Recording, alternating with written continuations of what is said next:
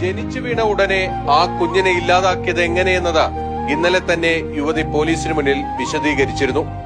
ആദ്യം കഴുത്ത് ഞെരിച്ചു. ശബ്ദം പുറത്തുവരാതിരിക്കാൻ കുഞ്ഞുവായിൽ തുണി തിരുകി. മരിച്ചുവെന്ന് കരുതിയാണ് കിട്ടിയ കൊറിയർ കവറിൽ പൊതിഞ്ഞ് കുഞ്ഞിനെ ഫ്ളാറ്റിന്റെ ബാൽക്കണിയിൽ നിന്ന് താഴേക്കെറിഞ്ഞത്. പ്രസവം നടന്ന ഉടൻ തന്നെ പരിഭ്രമിച്ചുപോയെന്നാണ് യുവതിയുടെ മൊഴി. ഗർഭം ധരിച്ചെന്നറിഞ്ഞപ്പോൾ തന്നെ അത് അലസിപ്പിക്കാൻ ശ്രമിച്ചിരുന്നു. പക്ഷേ പരാജയപ്പെട്ടുവെന്നും അവർ പോലീസിനോട് പറഞ്ഞു.